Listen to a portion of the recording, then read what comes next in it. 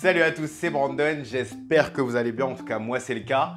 Et aujourd'hui on va parler du Honor 8X. Vous connaissez sans doute Honor pour des smartphones excellents à petit prix comme le Honor 10 ou le Honor V10. Mais il y a également une gamme qui s'est créée un nom à travers les années et c'est la gamme X. Et croyez-moi les amis, je suis très content de vous présenter ce Honor 8X, le plus beau smartphone que vous pourrez trouver au prix de 249 €.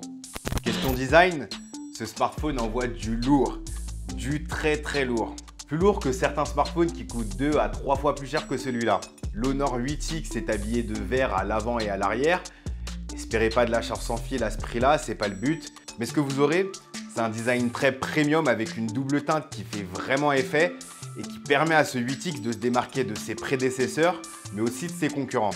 Les caméras sont placées à la verticale et si vous tournez le téléphone à 90 degrés, vous verrez que ces bandes, ces caméras, le logo Honor ou la mention AI Camera, tout ça a été pensé pour que le smartphone soit tenu de cette manière. Côté specs, on retrouve une batterie de 3750 mAh, 64 ou 128 Go de stockage couplé à 4 Go de RAM, malheureusement un port micro USB, mais à côté de ça, vous avez deux caméras dotées d'intelligence artificielle, et le Kirin 710 ainsi que le mode GPU Turbo pour pouvoir profiter de vos jeux à une bonne cadence. Vous l'aurez compris, niveau performance, le téléphone n'a pas bronché une fois, il est resté fluide même avec des jeux gourmands, et c'est là que le mode GPU Turbo est très intéressant. Donc avec une batterie de 3750 mAh, un écran LCD, un processeur qui consomme peu couplé à ce mode GPU Turbo, vous allez pouvoir jouer tranquillement durant des heures et ne pas vous inquiéter de l'autonomie.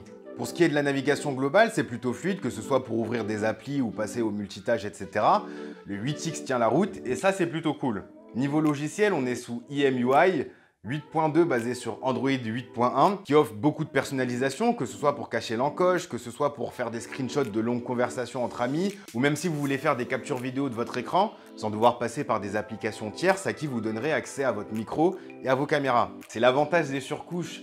Proposer des fonctionnalités manquantes à Android pur qui, lorsque vous en avez besoin et si vous en avez besoin, au final sont là. Comme l'intelligence artificielle dans l'appareil photo. À l'avant, on retrouve une caméra de 16 mégapixels qui ravira les fans de selfie. C'est pas mon cas. Ce qui m'intéresse, c'est les caméras au dos.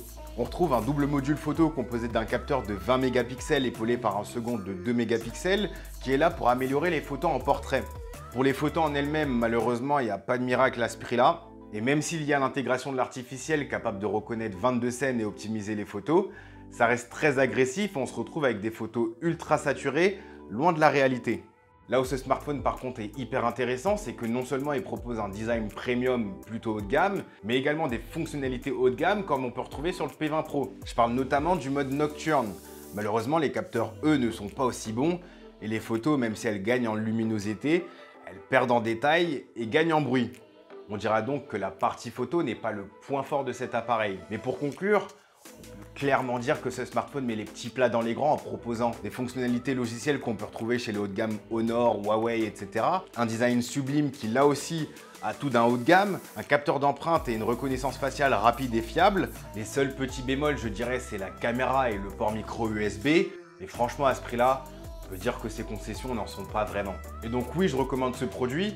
Si vous cherchez un smartphone avec un petit budget, je pense que vous pouvez y aller les yeux fermés. Merci à tous d'avoir suivi cette vidéo.